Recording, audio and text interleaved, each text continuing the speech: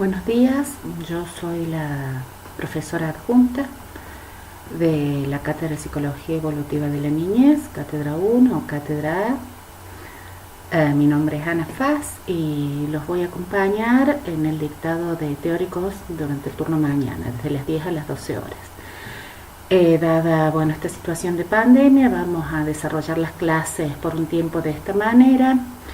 No duden de contactarnos por cada duda que se les presente a medida que van estudiando y transcurriendo los contenidos de la materia. Nosotros vamos a estar aquí del otro lado para ayudarlos a evacuar sus dudas, todas sus inquietudes, tratando de que juntos podamos construir este proceso de enseñanza-aprendizaje de la mejor manera posible. Bienvenidos. Bien. La materia tiene contenidos teóricos y contenidos prácticos.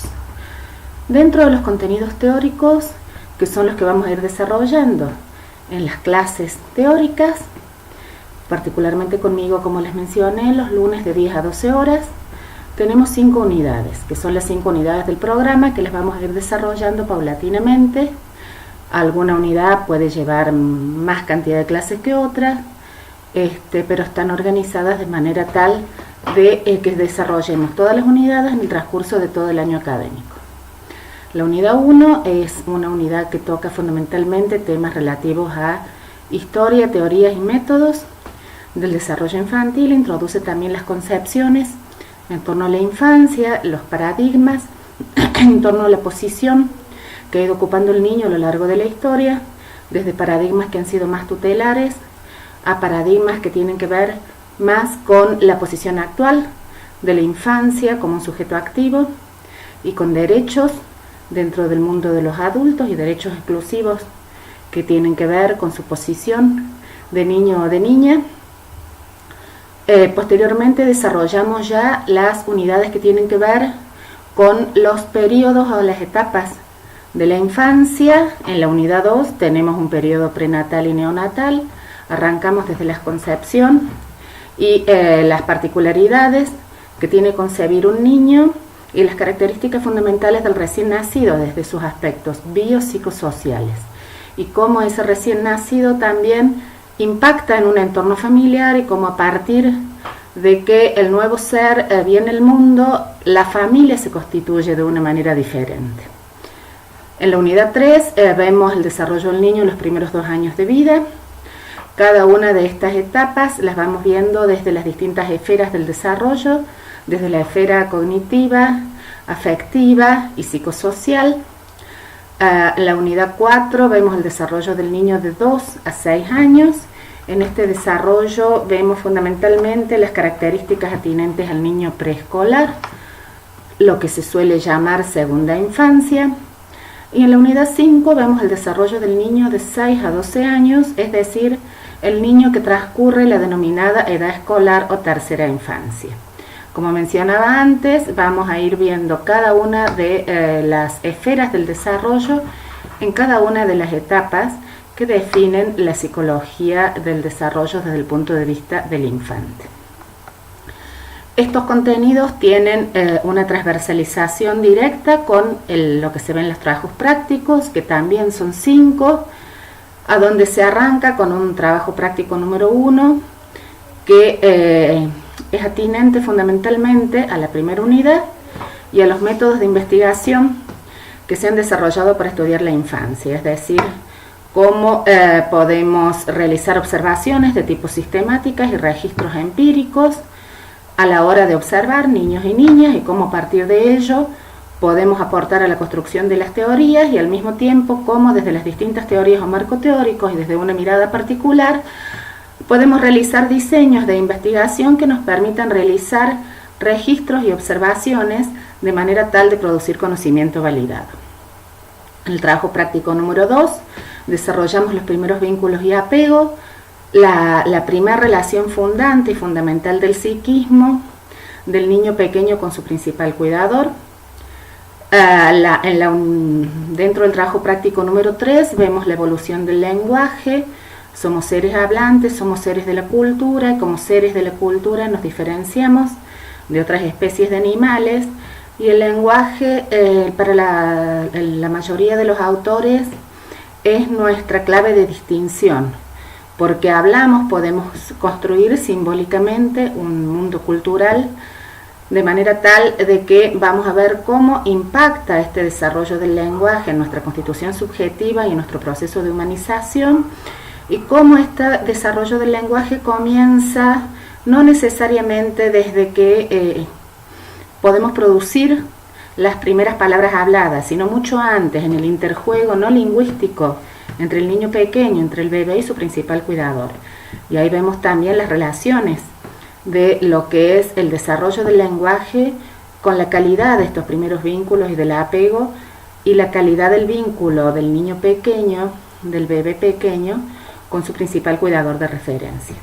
En el trabajo práctico 4 y en el trabajo práctico 5 vemos juego y dibujo, primero en el preescolar, en la edad del niño de 2 a 6 años, y posteriormente en la edad escolar, en el niño de 6 a 12 años. Juego y dibujo que han sido extraídos como las manifestaciones típicas, características y con muchísimo valor clínico en el niño pequeño y en el niño en edad escolar, de manera tal de que vamos viendo sus características, tanto descriptivas como evolutivas, y las maneras a través de las cuales un niño se expresa o representa la realidad en cada una de estas dos manifestaciones conductuales, que son sin duda manifestaciones pertenecientes a la capacidad de simbolizar del ser humano.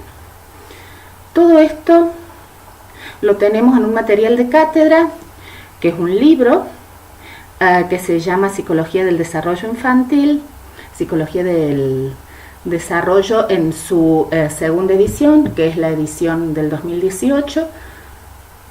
En esta edición van a ver que está dividida en dos grandes partes. Una primera parte que tiene que ver con las conceptualizaciones en torno a la infancia, que tiene que ver con la historia, que tiene que ver con las principales teorías del desarrollo infantil, y una segunda parte que ya tiene que ver con las etapas del desarrollo. En cada una de estas etapas vamos transitando por prenatal, neonatal, como les conté antes, por el niño de hasta los 2 años, que le vamos a llamar de manera genérica primera infancia, la edad preescolar, segunda infancia, y la edad escolar, tercera infancia. Se puede acceder al material a través de ebook en la dirección que tienen allí abajo en la diapositiva. Bien, cuando arrancamos la unidad 1, básicamente vemos las teorías y los métodos en torno al desarrollo infantil.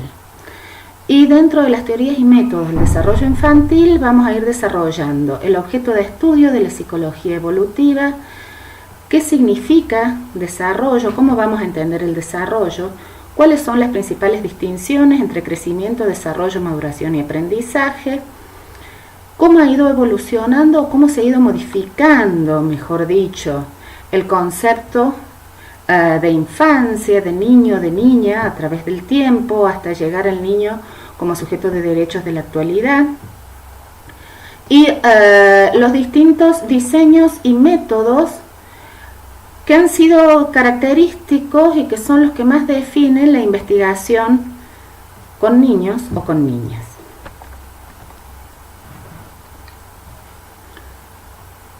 El objeto de estudio de la psicología evolutiva lo vamos a considerar como que se ocupa de los cambios de la conducta humana y de las transformaciones de estos cambios a lo largo del tiempo, desde la concepción hasta la muerte. Esto es psicología evolutiva general. Más adelante vamos a ver que cuando consideramos la psicología evolutiva, o mejor dicho, del desarrollo infantil, estos cambios son exclusivamente hasta antes que ocurra la adolescencia, es decir, aproximadamente hasta los 12 años de vida del niño o niña.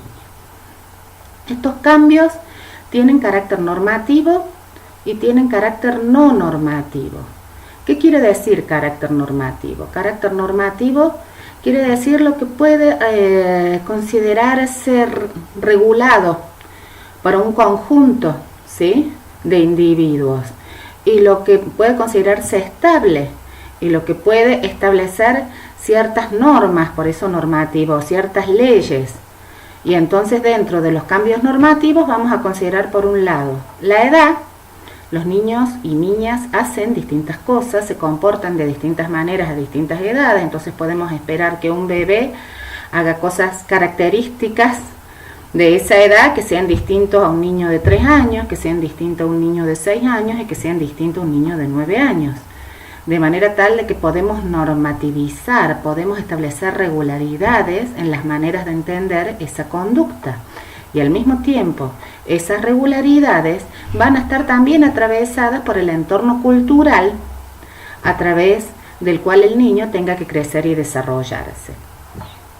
Y los cambios con carácter no normativo tienen que ver con estos cambios que no nos permiten establecer regularidades y que podemos considerarlos más imprevisibles, menos posibles de predecir, y que suelen estar de la mano de la historia personal de cada individuo y al mismo tiempo no ya del contexto cultural a donde el individuo crece y se desarrolla y que implica entonces un marco relativamente estable, sino del contexto individual que implica también cierta inestabilidad en los cambios.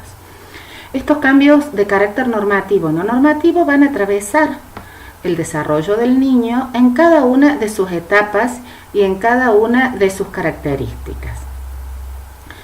Cuando intentamos entonces decir, bueno, hablamos de una teoría del desarrollo infantil, estas teorías entonces van a tratar de describir, de explicar y de predecir la conducta del niño. Es decir, las distintas teorías van a tratar de caracterizar las cuestiones particulares y generales que ocurren en el desarrollo infantil, van a tratar de explicar por qué ocurren estas conductas, van a tratar de anticiparse a la posibilidad de los cambios, es decir, van a intentar predecir. Y como sabemos, la psicología es una ciencia multiparadigmática, es decir, que hay muchos marcos teóricos que definen su marco de estudio, de manera tal que dentro de la psicología del desarrollo infantil vamos a encontrar lo mismo. Muchas teorías que intentan describir, explicar y predecir la conducta del niño o niña. Cada una de estas teorías ha hecho sus aportes, fundamentalmente a algunas de las áreas del desarrollo, y ha sido más tomada entonces dentro del desarrollo infantil, fundamentalmente para un tipo de conjunto de conductas o para otra. Cuando hablamos de desarrollo, tenemos que establecer ciertas diferencias entre desarrollo, maduración, crecimiento y aprendizaje. El desarrollo humano de manera general implica el proceso de transformaciones desde la concepción, desde que se concibe el nuevo ser hasta la muerte. Pero el desarrollo infantil va a abarcar este proceso de transformaciones, todas estas facetas de cambio y crecimiento humano, desde la concepción y hasta que comienza la adolescencia. E implica un proceso constructivo donde el sujeto participa activamente, multidimensional y al mismo tiempo pluricausal. Dice Delval, que es uno de los autores que tomamos mucho dentro de la bibliografía obligatoria, que la psicología del desarrollo estudia el proceso de humanización, ¿sí?, de devenir persona, el proceso característico en el cual nos subjetivamos y nos humanizamos desde que nacemos, porque todos sabemos que si cuando nacemos no tenemos un otro que nos acompañe en nuestro desarrollo, entonces no podemos adquirir las características propias y básicas de lo que significa el ser humano. Esto ha sido constatado a través de ejemplos donde se ha estudiado, por ejemplo, el caso de los niños ferinos o los niños salvajes, como Víctor, a donde una cosa es gestar un nuevo ser y que ese nuevo ser nazca, y otra cosa es el proceso de humanizarlo. Y para humanizarlo necesariamente hace falta un otro, y un otro significativo y un contexto de desarrollo que contenga, que abrace y que acompañe a ese niño. Por lo que entonces esa psicología del desarrollo va a estudiar el proceso de humanización a partir del nacimiento, no solo observando el niño o tratando de caracterizar al niño en sus distintas etapas, sino también buscando las leyes, las regularidades que gobiernan ese desarrollo, lo normativo que mencionábamos antes, y cómo entonces se van formando las funciones adultas. Tratando de establecer entonces a la mente adulta como el resultado de una génesis producida en los años de infancia y posteriormente de adolescencia. Y si decimos que hay diferencias entre crecimiento, maduración y aprendizaje, y que las diferencias entre crecimiento, maduración y aprendizaje y entender las mismas y el concepto de los mismos nos va a servir para entender el desarrollo, tenemos entonces que empezar a establecer las distinciones. Cuando hablamos de crecimiento estamos mucho más cerca de factores cronológicos, ¿sí? De factores relacionados con la edad. Y un poco también podríamos decirlo de maduración, por eso está a mitad de camino. Al mismo tiempo, la maduración también está bastante más cerca del contexto. Y el aprendizaje implica, ¿sí? El efecto del contexto implica el rol de la experiencia en la adquisición de conductas. Entonces tenemos cómo edad y contexto interjuegan en cada uno de estos procesos para a partir de allí explicar el desarrollo infantil. Y acá tenemos, de manera sintética, la definición de cada uno de ellos. Cuando hablamos de crecimiento, decimos crecimiento hace referencia al aumento en el tamaño y el peso corporal. Se incrementa la masa de un ser vivo, ¿sí? Los huesos, los tejidos, los órganos, la masa corporal. Las mediciones antropométricas, que significan las mediciones de los distintos parámetros del ser humano, como peso, talla, perímetro cefálico, ¿sí? Implica entonces ir estudiando la evolución de este crecimiento, que es, por ejemplo, lo que hacen los pediatras cuando tienen las curvas de crecimiento por edad y van estableciendo que ese niño o esa niña crezca de manera correcta, es decir, de manera saludable, en función de lo que se espera para su edad cronológica. Y hacen referencia fundamentalmente los patrones de crecimiento a cambios cuantitativos, sumatorios, ¿sí? Y está mucho más relacionado a la edad y a las etapas cronológicas que los otros conceptos. Cuando hablamos de maduración, hablamos de los rasgos hereditarios, que no tienen que ver con la experiencia.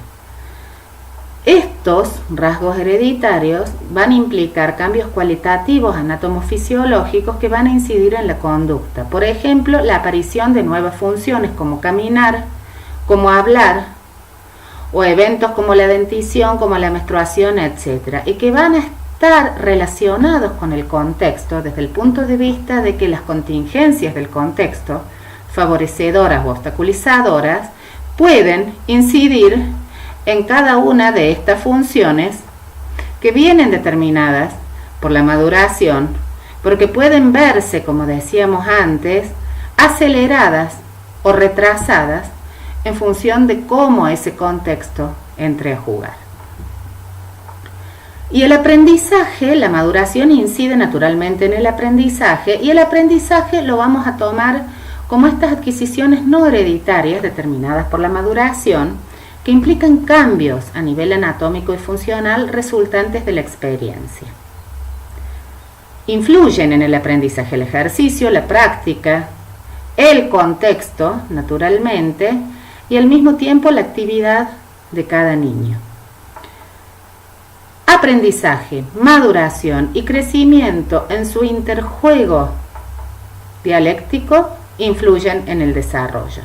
Y vamos a tomar entonces el desarrollo como el efecto combinado de los cambios cuantitativos y cualitativos entre tamaño y complejidad, resultantes entre maduración y aprendizaje, que dependen de factores internos como los genes, pero también externos como el entorno o el ambiente, que como decíamos antes puede ser estimulador, enriquecedor o puede ser obstaculizador y problemático, y que implica un proceso ordenado de organización sucesiva de funciones mediante el cual se realizan progresivamente las capacidades genéticas en relación con el ambiente. Entonces acá ya ustedes se habrán empezado a dar cuenta, si se hacen a sí mismos la pregunta, pero entonces ¿es genética o es ambiente? Son las dos cosas, y son las dos cosas en un interjuego inseparable. El desarrollo entonces es un proceso integral, dinámico y continuo, que está ordenado en sucesión de etapas o fases que no son arbitrarias, sino que tienen, ¿sí?, una relativa planeación, y esa planeación viene de la mano de los procesos madurativos que mencionábamos antes, con cambios relativamente previsibles. Cada fase, estos cambios relativamente previsibles, tiene que ver con lo normativo y lo no normativo.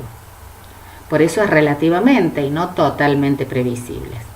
Cada fase implica un soporte de la estructura inmediata posterior. Por lo tanto, cada fase posterior es más compleja, más abarcativa, ¿sí?, e implica una modificación no solo cuantitativa, sino cualitativa de la fase anterior. La edad cronológica de las fases del desarrollo la vamos a tomar solo como orientativa. Las edades cronológicas indican más o menos los márgenes entre los cuales puede esperarse que ocurra una determinada conducta en el niño, pero son esos márgenes flexibles en función de todos los factores que veníamos mencionando anteriormente. Y ni los factores genéticos ni los factores del ambiente vamos a decir entonces que son absolutamente determinantes. La psicología del desarrollo, a partir de lo que es la psicología contemporánea, lo vamos a ver más adelante, ha sido considerada desde su objeto de estudio con mayor precisión desde lo que es la psicología del ciclo vital. ¿Por qué psicología del ciclo vital? Y básicamente porque se entiende que el desarrollo ocurre durante toda la vida del individuo, durante todo el devenir de la persona. El desarrollo tiene lugar desde que nacemos hasta que nos morimos, ¿sí? Y entonces no hay un desarrollo solo en el niño o solo en el adolescente, hay un desarrollo del ciclo vital que abarca al ser humano todo, desde lo que es todo su periodo, y en todo el periodo esa persona es activa y es transformadora de su propio proceso de desarrollo. Esta psicología del desarrollo del ciclo vital va a explicar entonces el comportamiento, tanto por factores endógenos que implican la herencia y la madurez, como mencionábamos antes, como por factores exógenos que implican el aprendizaje y la socialización. Los cambios en el comportamiento se van a relacionar con la edad.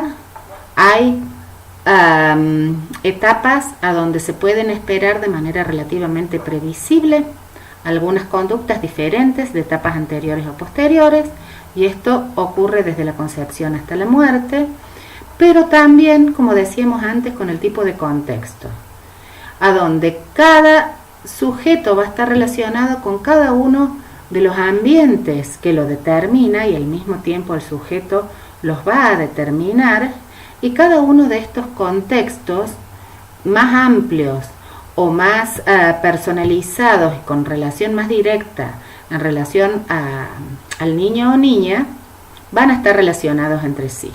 Esto está muy claro cuando se ve la teoría de Uri von Frembrenner, donde se ve que los distintos contextos del desarrollo abarcan desde los más cercanos al niño o niña, el entorno de la casa, la familia, el hogar, el vecindario, la escuela, posteriormente el trabajo de los padres, la relación de esos contextos entre sí, lo que tiene que ver con la cultura y el ambiente macro en el cual el niño se encuentra inserto, al mismo tiempo lo que tiene que ver con el periodo histórico, ¿sí?, y la etapa cronológica a nivel histórica, el tiempo, el cronocontexto, podríamos decir, que también va a determinar las condiciones a través de las cuales ese niño se desarrolla.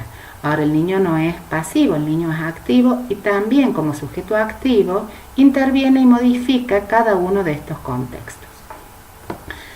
Y las etapas del desarrollo, cada una de estas etapas del desarrollo, porque estamos en una ciencia multiparadigmática y porque si es una ciencia multiparadigmática hay muchos paradigmas que confluyen y que conviven para explicar los distintos objetos de estudio, entonces las etapas del desarrollo también van a tener múltiples teorías que van a confluir y que van a explicar de manera más detallada o más acabada cada una de las esferas del desarrollo del niño en cada una de estas etapas. Vamos a ver ahora lo atinente a la historia en el estudio del niño y cómo las concepciones de niño se han ido modificando a lo largo de la historia hasta llegar a las concepciones actuales del niño como sujeto de derechos y cómo han ido cambiando entonces las distintas miradas hacia la infancia. Vamos a arrancar desde el medioevo. En el medioevo básicamente tenemos lo que se denomina preformacionismo. El niño preformado es un niño concebido como adulto en miniatura. Todas las características del adulto y por lo tanto las funciones y lo que podemos esperar de él y las maneras de tratarlo y concebirlo están en el niño, de manera tal que hay una infancia que no está separada del adulto. El niño es un engranaje más en las tareas productivas, en las tareas de la sociedad, dentro del entorno familiar, y ese niño no separado del adulto lo vemos, por ejemplo, cuando observamos obras de arte, cuando vemos pinturas, a donde las ropas, los atuendos de los niños y niñas son idénticos a los de los adultos, e inclusive las proporciones corporales no están diferenciadas. Esto empieza a cambiar hacia el siglo XVI y XVII, a donde comienza una concepción diferente del adulto, muy influida por ideas religiosas. Básicamente el niño, que es una criatura de Dios, pero que nace defectuosa, viene del pecado original, por lo tanto hay que reformarla, civilizarla. Esta criatura malvada que viene del pecado debe reformarse y civilizarse a través de el tutelaje y la educación adulta. Y esto es lo que promueve durante esta época histórica prácticas muy duras y autoritarias con la infancia, con el fin supremo de civilizar y de reformar ese niño que nace malvado. Hacia el siglo XVII y XVIII ya tenemos una concepción mucho más benevolente de la infancia, influida por las ideas románticas rusonianas, y vamos a hablar entonces del niño de la edad moderna, con características propias infantiles. Hay dos grandes representantes que han influido muchísimo en la concepción del niño moderno, que por un lado son Locke y por otro lado son Rousseau. Ahí tienen la fecha de nacimiento y la fecha de muerte de cada uno. Locke nace en 1632, muere en 1704, y Rousseau nace en 1712 y muere en 1778. Locke es un representante del positivismo, del empirismo. Por lo tanto, el ser humano no trae prácticamente nada innato, y todo lo que el ser humano es y deviene posteriormente lo imprime el ambiente, el entorno. Por lo tanto, el niño es una tabula rasa a donde no hay prácticamente contenidos psicológicos o espirituales, y como tabula rasa, que significa una hoja en blanco a llenar, ¿sí?, a donde el adulto, la educación del adulto, es el que imprime la conducta. No hay entonces prácticamente ideas innatas, y todo lo que ese niño deviene o será en el futuro viene de la mano de la educación, del contexto y del entorno a donde ese niño se vaya a desarrollar. Estas ideas empiristas, positivistas, vienen a influenciar fundamentalmente Estados Unidos, todo lo que es la psicología del momento de Estados Unidos y anglosajona. Rousseau, que es un representante del romanticismo, postula exactamente lo contrario. Hay ideas innatas.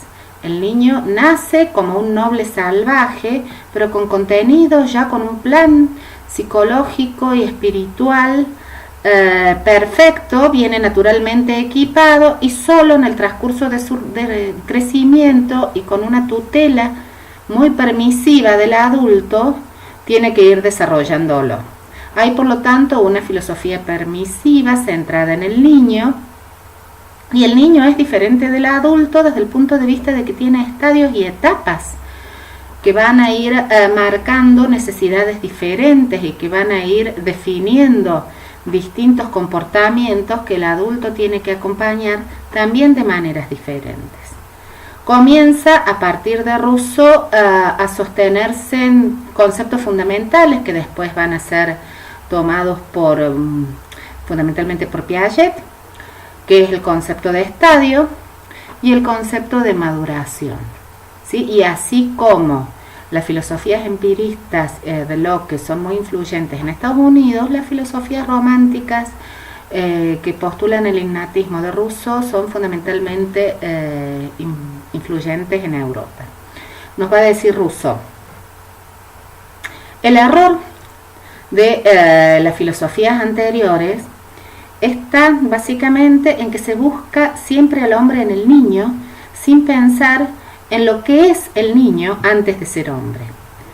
Es decir, cuestiones propias, particulares de la infancia que son diferentes y que implican una concepción diferente y a las que se debe atender.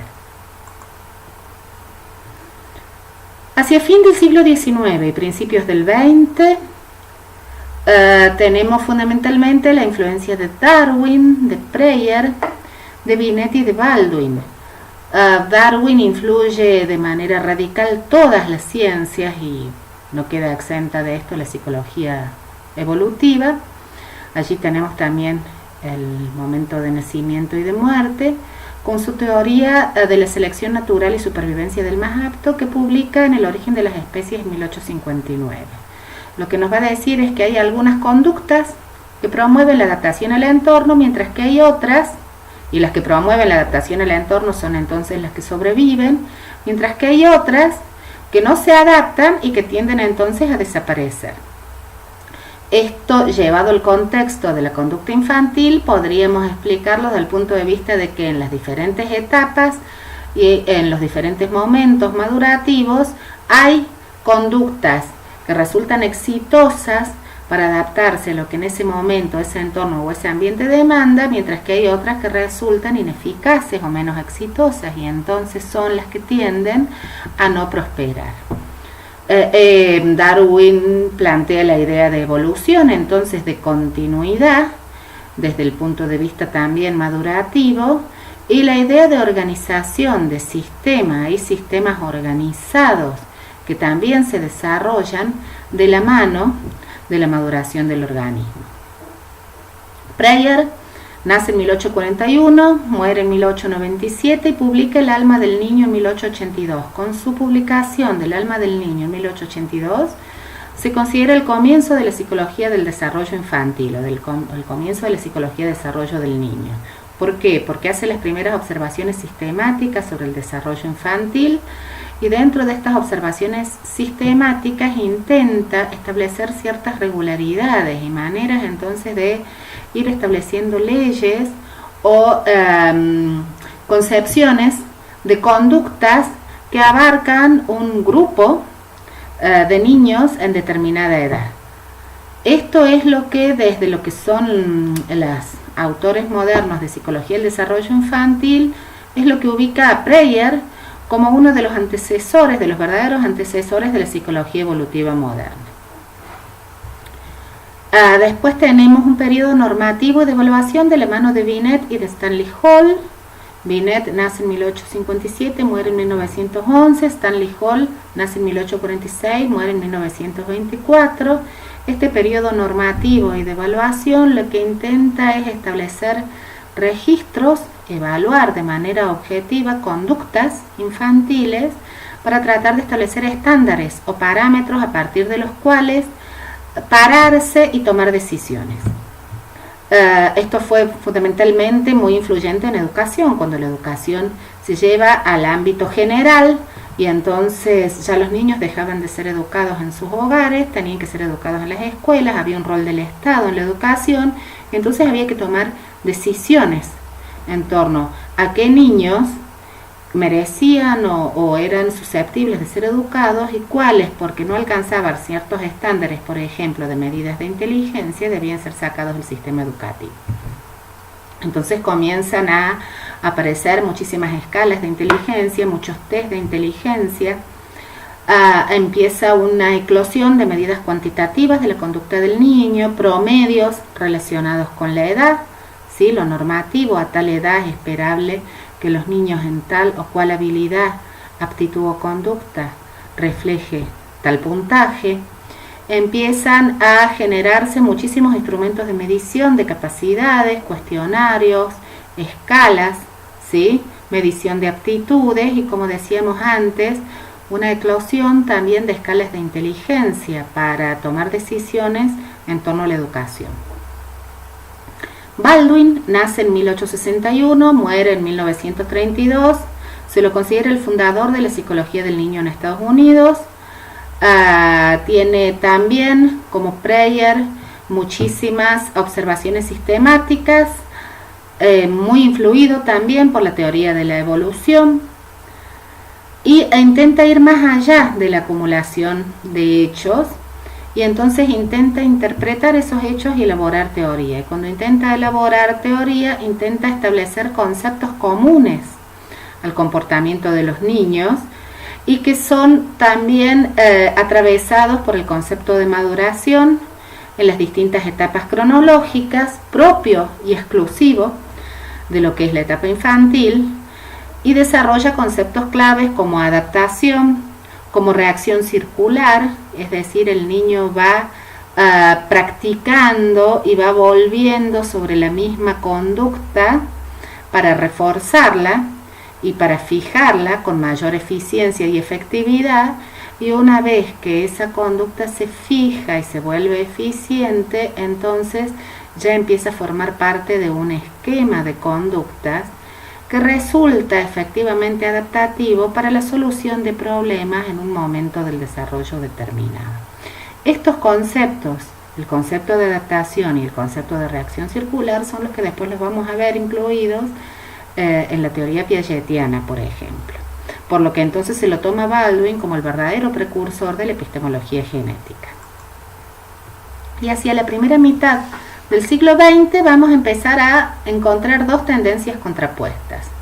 Por un lado, una tendencia de una acumulación de datos empíricos, ¿sí? Que viene de la mano de Stanley Hall. Stanley Hall es el representante de la teoría de la recapitulación, que nos va a decir que en el desarrollo del individuo se encuentra el desarrollo de la especie, es decir, que la ontogenia reproduce y recapitula la filogenia, y entonces que el ser humano comienza, ¿sí?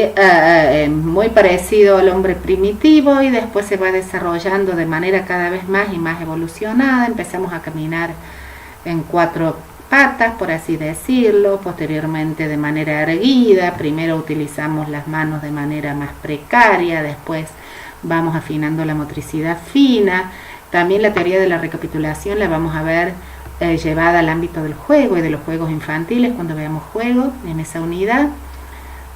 Y es una teoría que trató también de explicar muchas conductas y muchas manifestaciones infantiles en la primera mitad del siglo XX.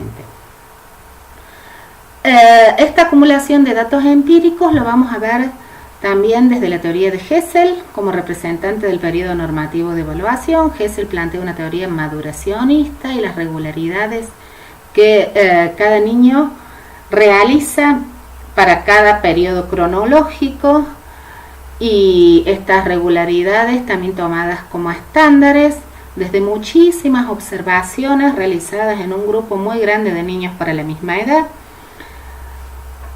Y vamos a empezar entonces a encontrar estas informaciones normativas sobre el desarrollo infantil, que está genéticamente determinado y que implica cierta maduración de logros motores, cognitivos y sociales Y en esta maduración de los logros cognitivos y sociales, entonces, características absolutamente diferenciales de un momento cronológico a otro.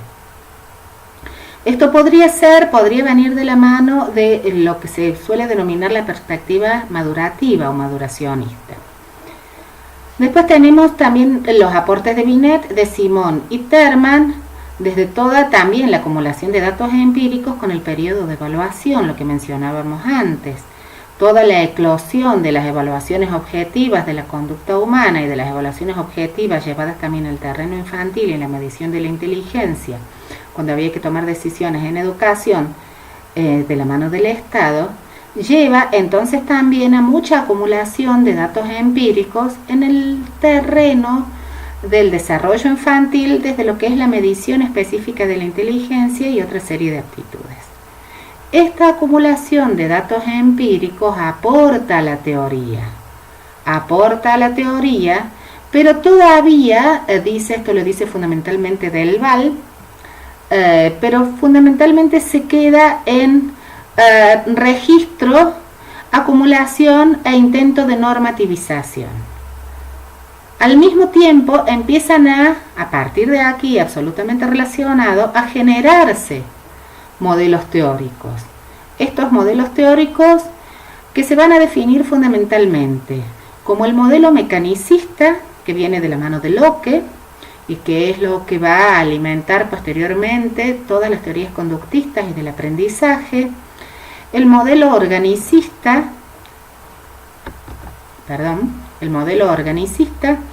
que viene de la mano de Rousseau, y que es lo que va a alimentar la teoría freudiana, psicoanalítica, la teoría piagetiana, y un modelo más moderno y que surge más a partir de la segunda mitad del siglo XX, que es el modelo contextual dialéctico.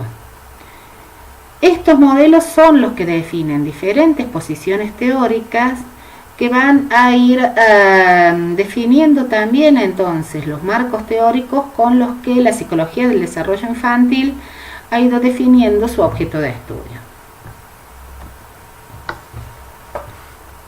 A partir de 1970 hablamos de la psicología evolutiva contemporánea, esta psicología evolutiva del ciclo vital, que implica una ruptura conceptual y metodológica con una psicología evolutiva, porque plantea un desarrollo psicológico hasta la vejez, implica un desarrollo multidireccional, el desarrollo no es solo unidireccional, sino que va en muchas direcciones. Hay una influencia de la historia y de la cultura, no es solo madurativo, no son solo etapas cronológicas de la mano de la maduración, sino que la historia y la cultura influyen y pueden modificar, inclusive para mejor o para peor, lo que viene de la mano de la maduración. Integra metodologías con diversificación de contenidos, con inclusión de aportes de diversas teorías como la perspectiva etológica, la perspectiva cognitiva, la perspectiva ecológica y la sociogenética e histórico-cultural. La etología es la disciplina que estudia el comportamiento, la conducta de los animales. Esto es lo que lleva a utilizar mucho la psicología comparada para entender también el comportamiento del niño.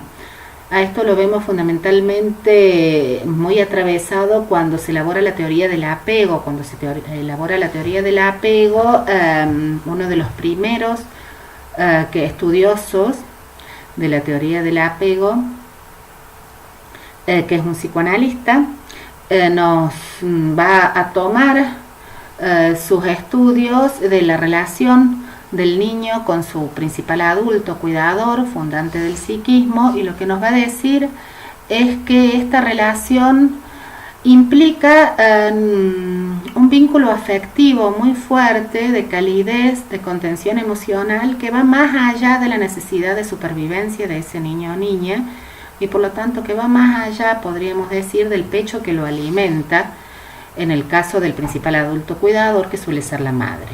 La perspectiva etológica, ¿qué aporta ahí? La perspectiva etológica lo que aporta son estudios de psicología comparada con animales, los estudios que hacen Harlow y Harlow con monitos, a donde los monitos recién nacidos las ponen una madre artificial de felpa o una madre artificial cubierta de alambre.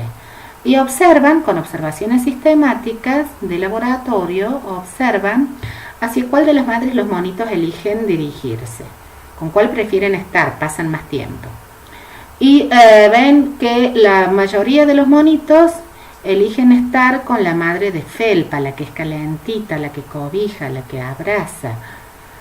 Inclusive cuando la madre de alambre tiene el alimento, tiene la mamadera que los va a alimentar. Entonces allí Harlow y Harlow publican estos resultados y es lo que toman los psicólogos del apego para decir el apego es primario, no es secundario a la alimentación, es una conducta que implica, más allá de la alimentación que asegura la sobrevida, implica primero de manera primaria el cobijo, la contención y la calidez emocional del principal cuidador referente de ese niño. La perspectiva cognitiva, que nos va a hablar de cómo las creencias, los planes de acciones, las metas, las cogniciones influyen en nuestra conducta y cómo el ser humano es un procesador de información y ese procesamiento de información en el cerebro implica, ¿sí?, registros de nuestro entorno y de nuestra realidad que influyen de manera directa en nuestra conducta. La perspectiva cognitiva también ha hecho muchos aportes en torno a la evaluación objetiva de capacidades, aptitudes y conductas, elaboración de test que permiten registrar un repertorio variado del campo conductual y a partir de allí realizar inferencias sobre lo que sucede en el ámbito de la cognición humana y de la mente humana. La perspectiva ecológica, que nos va a decir que vivimos en nichos y que vivimos en contextos y en entornos y que esos nichos ecológicos nos determinan, pero al mismo tiempo nosotros también los transformamos y somos transformadores. Uno de las principales representantes de la perspectiva ecológica es Uri von Fenbrenner, con su teoría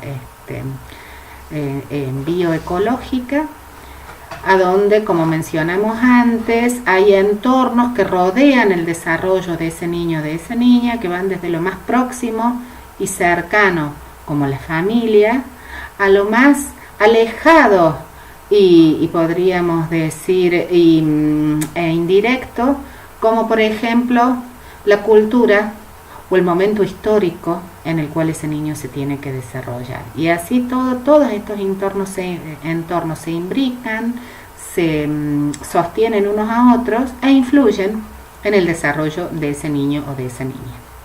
Y la perspectiva sociogenética y sociocultural, que nos va a hablar de la influencia del entorno y de la cultura y de cómo entonces este desarrollo es primero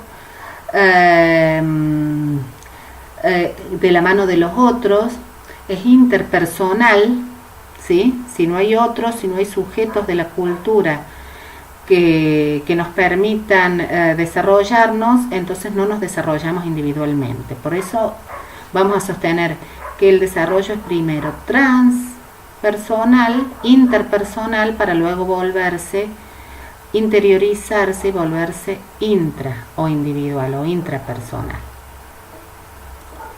Esto implica entonces un pluralismo que diversifica los enfoques, los contenidos, las metodologías, que abre entonces al estudio del objeto de la psicología del desarrollo infantil desde distintas miradas y desde distintas ópticas de manera integradora. Y que colabora entonces con la resolución de debates que aún siguen permanentes dentro de lo que es la psicología del desarrollo clásica y contemporánea, que tienen que ver con genética y ambiente, con sincronía, heterocronía, con continuidad, discontinuidad y con el rol el rol del sujeto pasivo o activo en el proceso de desarrollo. ¿Es genética o es ambiente? Hay algunas teorías que se ponen más del lado de una o de otra. El desarrollo es sincrónico o heterocrónico, es lineal, es esperable, o hay etapas del desarrollo en las cuales ciertas conductas se desvían de un plan esperado y pueden entonces estar en relación con otras, ¿sí?, que vienen de la mano de otras etapas del desarrollo. no necesariamente es continuo, sino que puede dar saltos discontinuos de transformación cualitativa. El sujeto es una tabula rasa o es más bien un sujeto activo, transformador. Bueno, todas estas cuestiones básicas desde lo que se considera el desarrollo humano dentro de lo que es el desarrollo infantil implican debates que las teorías de una u otra manera han sostenido y siguen sosteniendo, y que al mismo tiempo entonces definen la manera de sostener su objeto de estudio. Los grandes modelos teóricos en psicología del desarrollo, entonces, y como lo mencionamos anteriormente, son el modelo mecanicista, el modelo organicista y posteriormente el modelo contextual dialéctico. El modelo mecanicista viene de la mano de Locke. Locke, que habíamos mencionado, es un empirista, es un positivista, y entonces lo que nos va a decir es que estudiando las partes, ¿sí?, de la conducta se puede llegar a explicar la conducta como un todo. Entendiendo cómo funciona cada una de las partes de la máquina, podemos llegar a la explicación de la conducta en su totalidad. En este caso, el individuo es un ser pasivo y la noción de desarrollo tiene un carácter más bien descriptivo. Explica el cambio en el proceso de desarrollo. ¿Sí? Todos los modelos asumen obviamente que el desarrollo no es estático, sino que es dinámico, por lo tanto cambia. Y explica el cambio por hechos causales anteriores y separados de él. Estos hechos causales, como es empirista, fundamentalmente ubicados en el entorno o en el ambiente. El desarrollo es entonces adquirido, no hay nada innato. Watson, como uno de los principales representantes del conductismo radical y las teorías conductistas y del aprendizaje, son fundamentalmente las que adscriben a este modelo.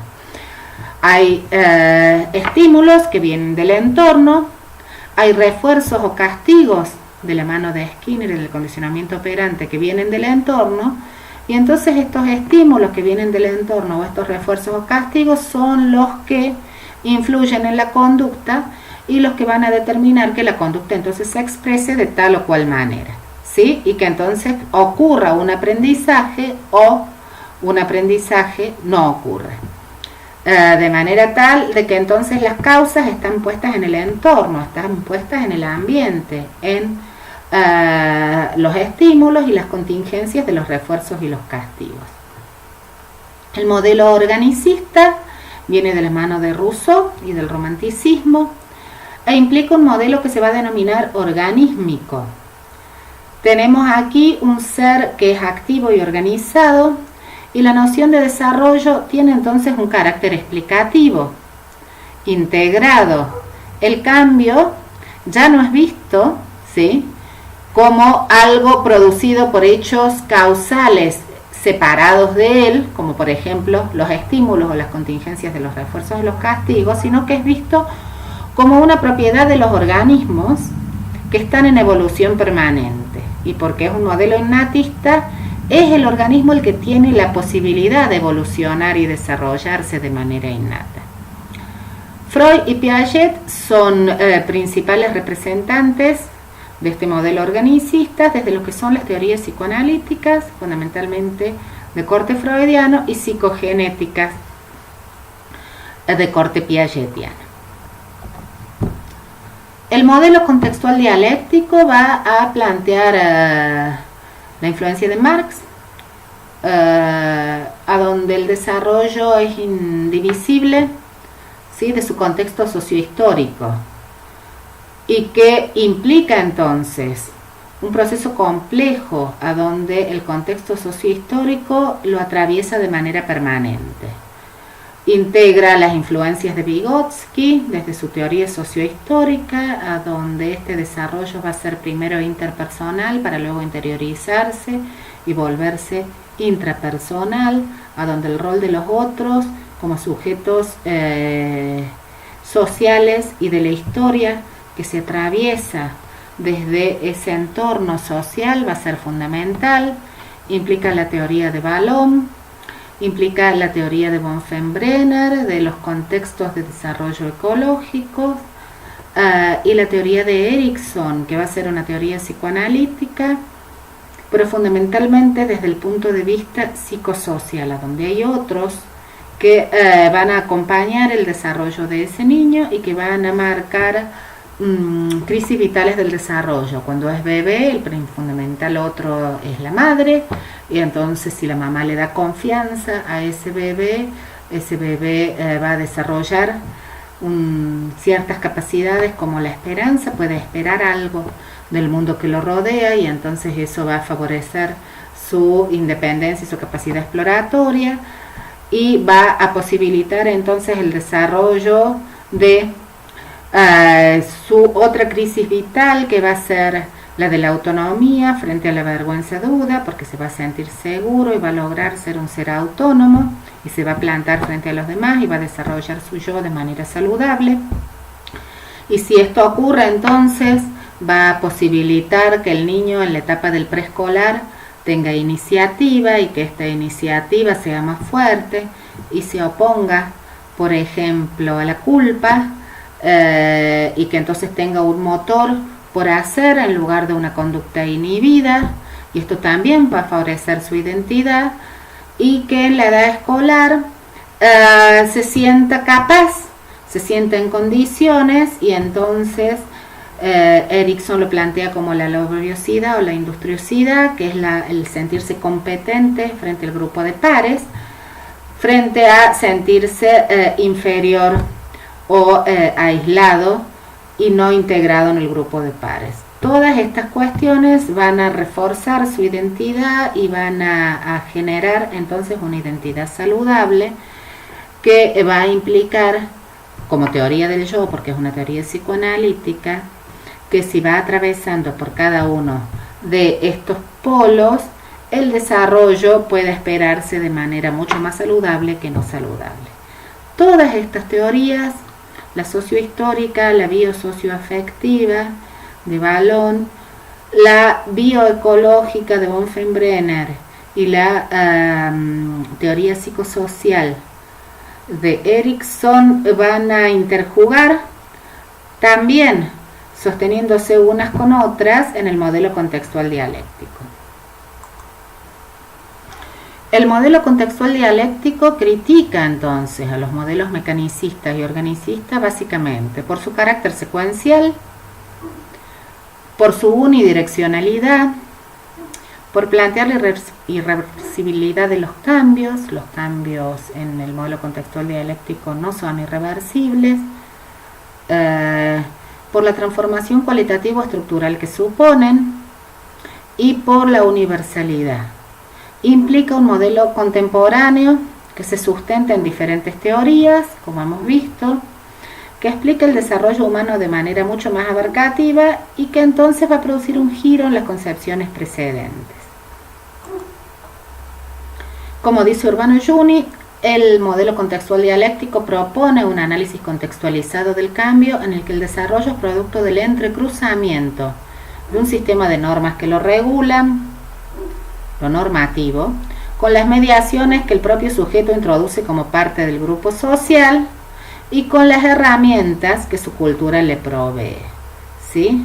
El sujeto con su propia individualidad e inserto indudablemente como sujeto de la cultura. ¿Cuáles son las herramientas fundamentales que la cultura le provee al sujeto? La capacidad de simbolización a través del lenguaje.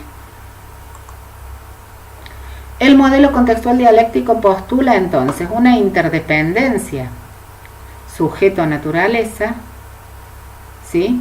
O innato adquirido, ¿sí? O naturaleza y cultura. Opone la naturaleza del cambio a la orientación a la estabilidad. No nos orientamos a la estabilidad, sino que estamos en permanente cambio y evolución todo el tiempo, y trata de entender la naturaleza de esos cambios, postulando como premisas más relevantes las siguientes. El cambio ocurre si existe potencial, ¿sí? que se basa en un desorden del sistema. Por lo tanto, son los desequilibrios, los desórdenes, las crisis, los que producen cambios. El sujeto en tanto sistema se construye a sí mismo y a su realidad en la interacción con el mundo circulante.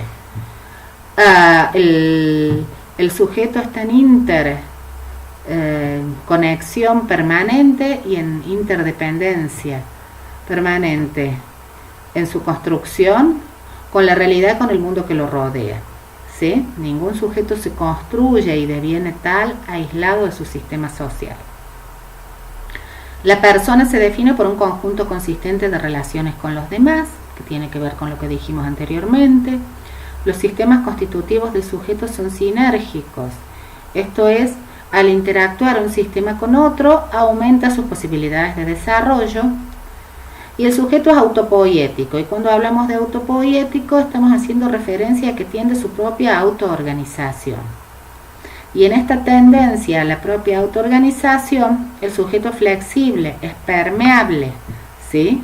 Es adaptable, de manera tal de que la permeabilidad, la adaptabilidad y la flexibilidad son condiciones del proceso de interacción y desarrollo que definen el devenir del sujeto de manera permanente.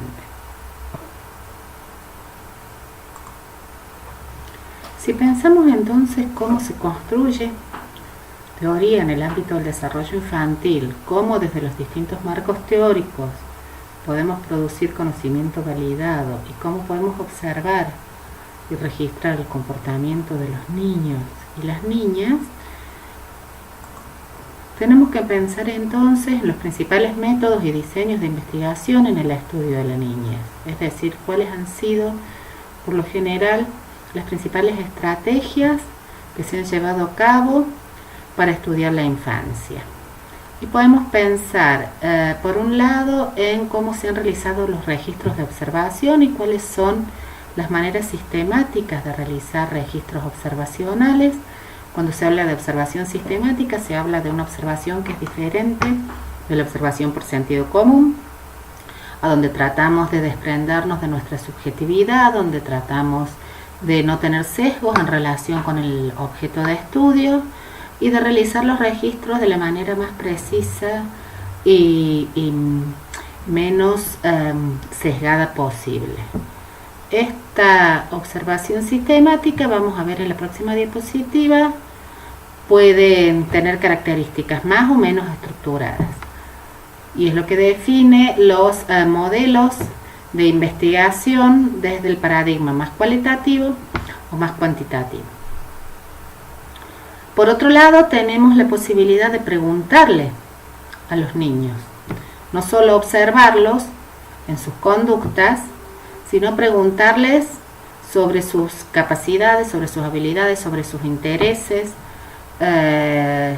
Y allí tenemos, cuando preguntamos, cuando generamos estrategias a través de preguntas, mediante la respuesta a las cuales vamos a obtener entonces el dato con el que vamos a trabajar, estamos hablando de técnicas de autorreporte.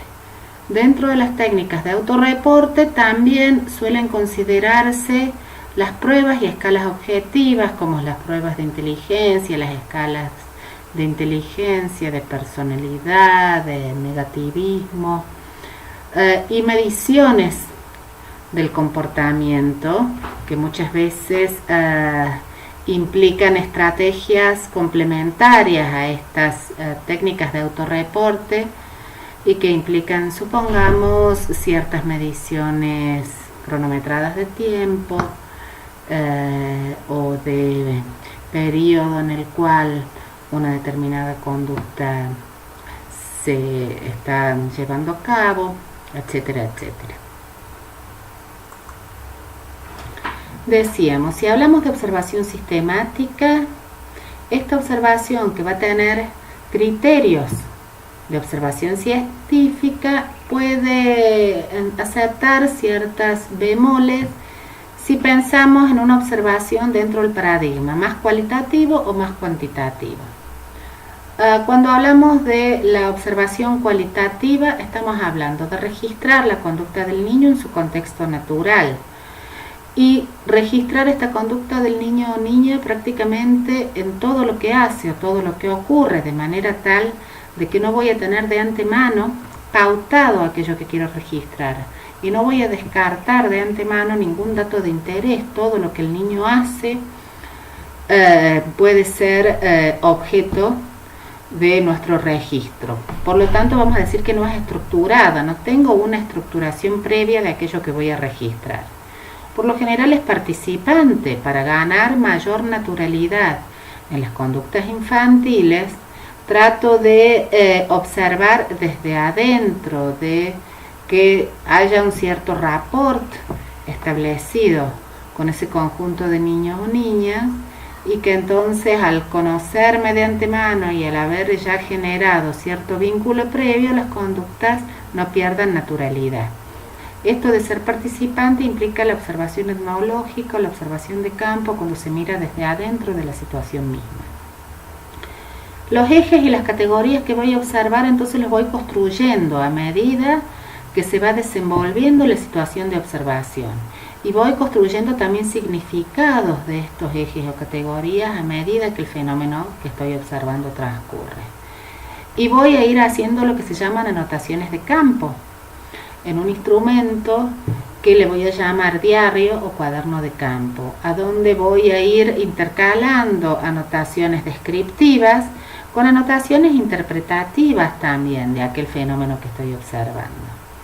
Y como no voy a tener un número al finalizar la observación, sino que voy a tener anotaciones, ¿sí?, descriptivas o anotaciones de texto, textuales, voy a realizar entonces lo que se llama análisis de contenido a posteriori, que es buscar las regularidades en esas observaciones, categorizar, darles a esas regularidades un sentido, de manera tal de crear categorías comunes de análisis, y entonces voy a crear las variables fundamentales con las que voy a trabajar, y a partir de allí voy a tratar de generar hipótesis con esas variables y de aportar a la teoría. La observación cuantitativa se da en un contexto controlado, suele llamársele también observación de laboratorio. Es una observación que se realiza ya con los ejes pautados de antemano en relación a lo que voy a observar. Entonces supongamos que yo estoy observando la violencia, ¿sí?, entre los pares en la situación escolar. Si yo me fuera a las horas de recreo a los patios de distintas escuelas y directamente anoto todo lo que observo, para a posteriori crear variables de análisis y tratar de elaborar una teoría sobre la violencia entre pares en la situación de escuela primaria, supongamos, estaría haciendo una observación de tipo cualitativa. Ahora, si yo me voy con una guía de observación que me va a decir de antemano cuáles son los indicadores que tengo que observar, supongamos el tipo de juegos a los que los niños juegan, la presencia de juegos violentos, la cantidad de veces que juegan esos juegos violentos, la presencia de insultos o lenguaje inapropiado en el momento que juegan los juegos, la presencia de violencia física, ¿sí?, además de la presencia lingüística, cuánto tiempo dura, ¿sí?, la violencia física, si es al inicio, al medio o al final del juego, si se observa la presencia de un líder que oriente los juegos violentos. Todas estas indicadores pautados de antemano que yo los puedo registrar en una guía de observación, ¿sí?, con presencia, ausencia, con cantidad de tiempo, con una escala de Likert, ¿sí?, todo el tiempo, en algunas ocasiones nunca, ¿sí?, o con una escala que vaya del 1 al 5. El 1 es la presencia poco intensa de ese indicador y el 5 es la presencia muy intensa, etcétera, etcétera. Pero todo esto me va a dar un dato cuantitativo de ese eje o categoría que está predeterminado de antemano, que me va a permitir el análisis estadístico, ¿sí?, porque la guía de observación ya va a ser fácilmente traducible a un análisis numérico de cada uno de los indicadores o de las categorías que estuve analizando. Y por supuesto que Para observar de manera estructurada, por lo general voy a observar desde afuera, de manera no participante, ¿sí? Igualmente, estos roles participante, completo participante, ¿sí? O completo no participante, nos va a decir un autor que se llama Juncker, que son como tipos ideales, que estar totalmente de adentro en una situación, observando el fenómeno, o mirarlo totalmente de afuera, son como roles polares ideales. Cuando miramos totalmente de adentro, se supone que la persona no sabe en absoluto que lo estamos observando y que estamos absolutamente implicados como parte del fenómeno que observamos. Cuando observamos totalmente de afuera, la persona sabe absolutamente que lo estamos observando. Entonces acá también vienen las críticas de que la conducta se artificializa, que tenemos entonces mayor objetividad porque tenemos los ejes pautados de antemano, pero al mismo tiempo mayor subjetividad porque tenemos la artificialización por el mero hecho de sabernos observados. Y tenemos un alto grado de distanciamiento y de no participación. Estos son como tipos polares ideales que en la práctica concreta de la observación sistemática se dan relativamente poco y por lo general tenemos más bien estas situaciones intermedias. El rol del participante como observador o del observador como participante, es decir, hay un ocultamiento parcial de la actividad de observación, ¿sí? Pero nunca un ocultamiento total. Se sabe que estamos siendo observados, pero como ya tenemos un rapport, un vínculo, ya hemos tendido a naturalizar nuestra conducta y tenemos mucho más predominio de la participación que del distanciamiento. Y al mismo tiempo, en el otro eje tenemos revelación de la actividad de observación, o sea, la gente sabe que lo estamos observando, predomina la observación, ¿sí? Y miramos desde afuera, pero tampoco desde este tipo tan polar que implica una máxima revelación de la actividad de observación. Tenemos también la revelación de que estamos observando. La gente sabe que lo estamos observando, pero observamos, podríamos decir, un poco, si se quiere, como participantes.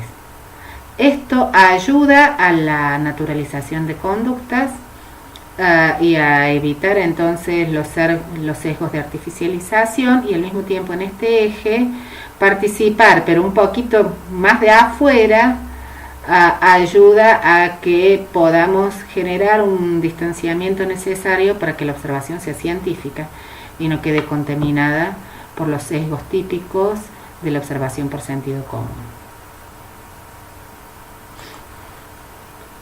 Y cuando hablamos de las técnicas de autorreporte, también podemos generar preguntas para que nos contesten a partir de allí y en función de las respuestas generar nuestros datos. Y entonces también vamos en esta generación de preguntas vamos a estar en función de cómo la construyamos y del tipo de dato más numérico o más textual que obtengamos, más desde el paradigma cualitativo o cuantitativo. Desde el paradigma cualitativo tenemos, por ejemplo, las entrevistas. Las entrevistas son preguntas abiertas y las respuestas también son abiertas.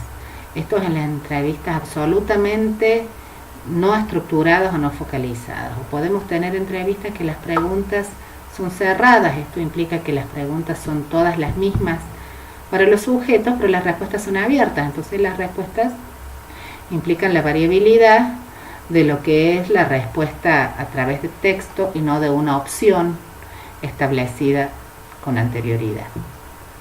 Nos da información cualitativa y vamos a trabajar con datos entonces del discurso, nunca vamos a trabajar con datos de una respuesta que implica una cruz en una opción. Tenemos que tomarla de manera directa, la entrevista se toma en una situación cara a cara, ¿sí?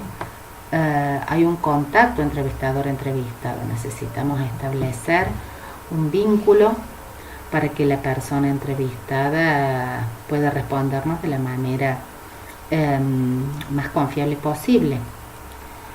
Y decíamos, puede ser totalmente abierta o puede ser semiestructurada, ¿sí? Cuando es abierta se le suele decir la entrevista clínica. Vamos un poco a buscar ahí, a ver por dónde pasa la cosa y no sabemos muy bien qué estamos buscando. Cuando es semiestructurada se le suele decir la entrevista focalizada. Ya vamos específicamente a buscar sobre algún eje de análisis que nos interesa. La entrevista siempre tiene objetivos de profundidad, de individualidad, y es flexible porque implica desde su propia definición una técnica que se construye en el mismo devenir del discurso del sujeto. Por más que sea semiestructurada o sea una entrevista focalizada, siempre va a tener flexibilidad y va a ser sin duda mucho más flexible que un cuestionario. El cuestionario implica información cuantitativa. Las preguntas son de opciones y pueden ser de opciones múltiples, que se llaman de múltiple opción, o pueden tener solo dos opciones, sí, no, de acuerdo, en desacuerdo, pero siempre el individuo va a contestar con una cruz en alguna de las opciones de referencia que tiene esa pregunta determinada. Por lo tanto, las preguntas son cerradas y las respuestas también siempre son cerradas. Los datos entonces van a ser numéricos porque esas opciones se traducen fácilmente en números y son fácilmente estandarizables, comparables sujeto a sujeto. Todos los sujetos se van a mover en los mismos estándares de las posibilidades de respuesta. Se puede administrar de manera directa, cara a cara, o indirecta. Yo puedo dejar un cuestionario que lo contesten y después recogerlo. En el caso de niños eso no es muy recomendable. Inclusive estas técnicas de autorreporte con los niños también tienen ciertas recomendaciones. No es muy recomendable administrar técnicas de autorreporte en niños menores de 7 años. Hay una distancia encuestador-encuestado. Yo tengo que tratar de no salirme de los ejes del cuestionario y que todas las preguntas sean establecidas de la misma manera, con la mayor objetividad posible entre sujeto y sujeto. Es una técnica de recogida de datos estructurada. A veces puede ser semiestructurado cuando agrego algunas preguntas abiertas, pero son las mínimas. Por ejemplo, hacer una pregunta con opciones y después, en función de las opciones que contestó, preguntar por qué. Digamos, de manera contraria a la entrevista que tiene como objetivos la profundidad y la individualidad del caso, el cuestionario tiene como objetivos la representatividad. Si es representativo, entonces, bueno, muchas veces está tachado también de superficial, porque la persona se tiene que quedar en los estándares de las opciones de respuesta y no puede ir más allá de aquello que se le pregunta. Pero tiene la ventaja de ser altamente representativo, generalizable, aplicable a grandes números de sujetos y, contrariamente a la flexibilidad de la entrevista, es una técnica estructurada.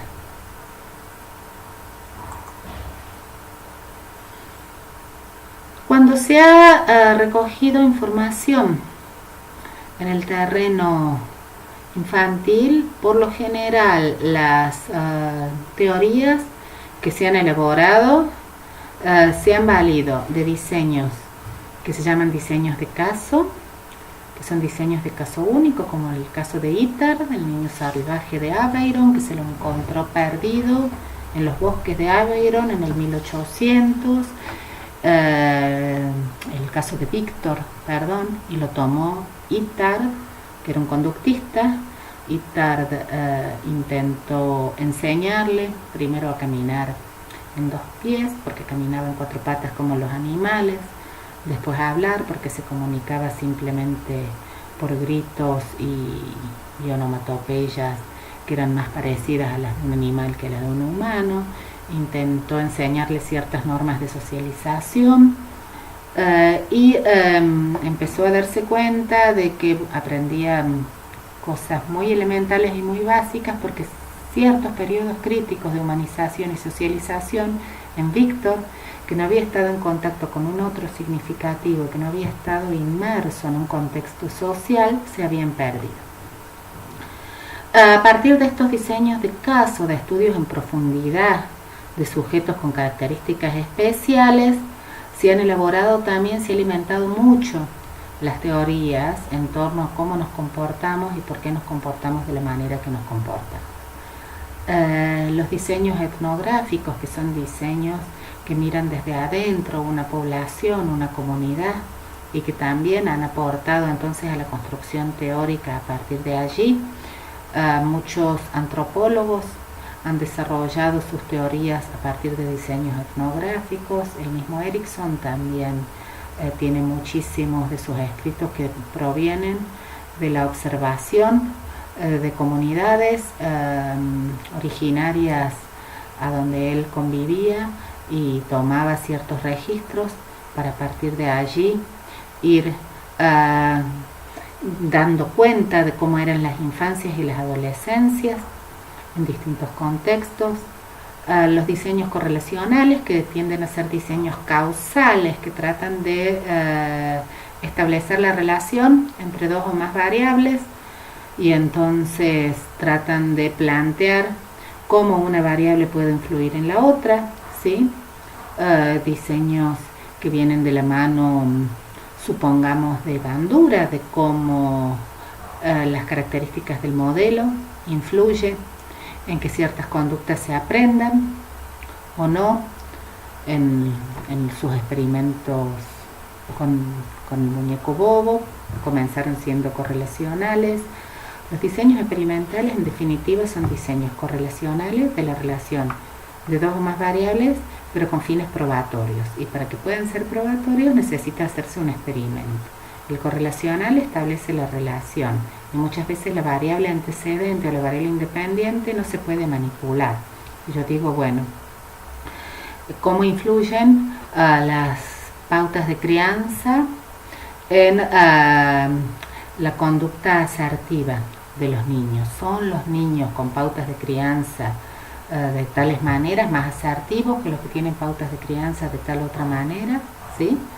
Y entonces establezco la hipótesis, bueno, los niños con pautas de crianza en el hogar más democráticas tienden a ser más asertivos con sus pares que los que tienen pautas autoritarias, supongamos.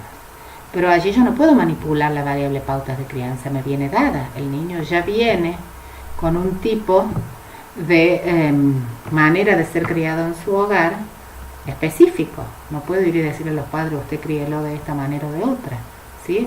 Lo que sí voy a poder hacer es evaluar a posteriori esa pauta de crianza con un cuestionario elaborado ad hoc o estandarizado y evaluar la asertividad en el niño con los pares. Estos diseños son simplemente correlacionales, se llaman diseños ex post facto, porque la variable antecedente ya ocurrió. Yo la postulo como antecedente, pero no la puedo manipular. Mientras que un diseño experimental en estas correlaciones implica que yo pueda manipular el antecedente, que efectivamente esa manipulación me lleve a conclusiones probatorias. Entonces, en el caso de los experimentos de Bandura, cuando se lleva al contexto experimental, Bandura dice, bueno, son las características del modelo, ¿sí?, las que influyen en la conducta violenta de un niño. El niño aprende imitando modelos y entonces hizo un experimento donde pudo manipular estas características de los modelos. ¿De qué manera? Y tomaba videos y en esos videos había modelos que implicaban mayor grado de violencia o menos grado de violencia. Entonces, los más violentos era un adulto jugando con este muñeco que era el payaso bobo, que se le pegaba y se caía porque tenía plomo debajo. Entonces estos muñecos son inflables con plomo debajo, porque se les pega y se vuelven a parar. Le pegaba, le saltaba encima, le pegaba con un martillo. En un momento dado del video empezaba a ocurrir esto. Y había otros videos donde había un adulto de las mismas características jugando con los mismos juguetes y también con el muñeco bobo de manera amable y sin ningún tipo de violencia. De esta manera él manipuló la variable antecedente, ¿sí?, que era el modelo que el niño iba a observar. Y entonces había modelos con violencia y modelos sin violencia. Tomó un grupo de niños y los hizo observar a una mitad el primer video, a otra mitad el segundo video. Y después evaluó en los niños la conducta de imitación a posteriori, en una observación de tipo estructurada de laboratorio, ¿sí? Mediante lo que se llama una cámara Gesell. Los niños estaban expuestos a los juguetes de los videos y observaba su comportamiento y registraba después aquello que había sucedido en la filmación. Y observó que 2/3 de los niños pertenecientes al grupo del video violento efectivamente reproducían con las mismas características su juego con los juguetes. Y no pasaba esto en el caso de los niños que habían estado expuestos a los videos de características no violentas, donde también más de los 2/3 reproducían, imitaban en función de las características del video. Esto es un diseño experimental, porque intenta probar que las características del comportamiento están directamente influidas por una variable, que en este caso es el contenido violento de lo que los niños observan. Y así fue como Bandura pudo probar su teoría del aprendizaje observacional o el aprendizaje vicario. No todo lo que los niños aprenden es por asociación de estímulos, no todo lo que los niños aprenden es por las contingencias a través de las cuales suceden los refuerzos o los castigos, sino que a veces aprenden por la mera observación. ¿Y qué es lo que observan? Y básicamente lo que observan son modelos, y en función del valor que este modelo tenga, es entonces las posibilidades de imitación en la conducta. Bien, cuando se consideran estos diseños de investigación, entonces tenemos que tener en cuenta, por un lado, la perspectiva temporal. Podemos evaluar las conductas infantiles solo una vez, o las podemos evaluar y hacer un seguimiento a través del tiempo. En un caso van a ser diseños transversales, en otro caso van a ser diseños longitudinales. Estos longitudinales pueden ser prospectivos a partir de un determinado momento en adelante, o retrospectivos, cuando a partir de un determinado momento empezamos a generar observaciones de allí y todo lo que pasó antes, siempre en un mismo grupo de niños.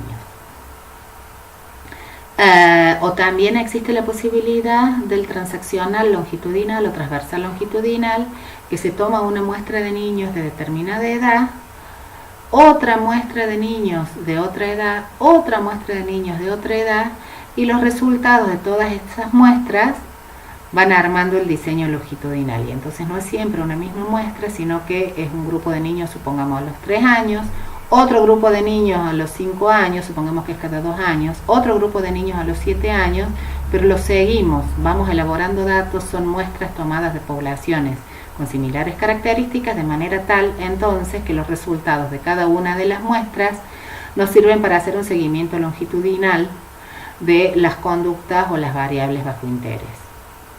Cuando hablamos del control de variables, estamos hablando de si los diseños son no experimentales o experimentales. Decíamos, los correlacionales son en definitiva diseños sin control de variables, pero que implican una variable antecedente y un consecuente. El antecedente que no podemos manipular, por lo tanto ya ocurrió, son ex post facto, y los experimentales son diseños correlacionales con control de variables, ¿sí? A donde podemos intervenir en la situación presente en esa variable para poder probar a través de la manipulación sus efectos en aquella variable que estamos midiendo, como el ejemplo de Bandura.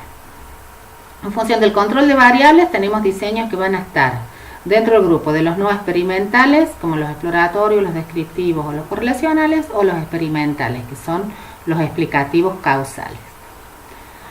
En función del contexto, tenemos diseños de campo que se hacen en la misma situación, en el lugar mismo donde ocurre el evento o el fenómeno bajo interés, o diseños de laboratorio, a donde artificializamos las variables, las llevamos a propósito a un contexto controlado de laboratorio, y entonces podemos establecer con mayor precisión conclusiones probatorias. Esto también, el ejemplo de Bandura es un buen ejemplo.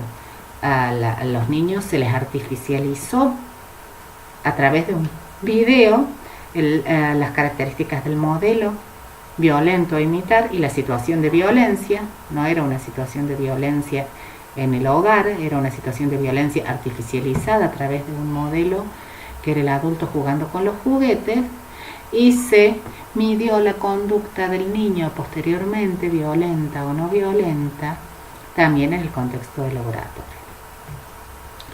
Y entonces podemos, a partir de si son diseños de caso, ¿sí?, o si es una muestra, sea representativa o no representativa de la población, o si es la población general, también establecer criterios de si con esos resultados vamos a poder generalizar.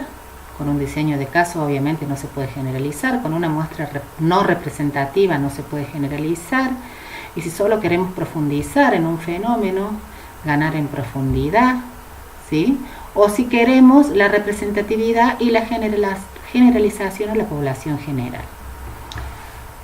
Y al mismo tiempo, en función del origen de los datos, si vamos a estar dentro del paradigma más cuantitativo, si es un dato numérico y se implica entonces la posibilidad de análisis estadístico, o si vamos a estar más dentro del paradigma cualitativo, si es un dato de discurso, si es un dato narrativo, y si no nos permite, por lo tanto, la posibilidad de análisis estadístico, ni tampoco la posibilidad de generalización. Todo esto se va a jugar cuando hagamos una investigación para observar la conducta de los niños, y todos los marcos teóricos van a tener también su aporte dentro de lo que es, por eso se llama marco teórico, el marco de la mirada particular desde el cual vamos a partir para definir los conceptos y para plantear nuestra principal problemática e hipótesis de investigación.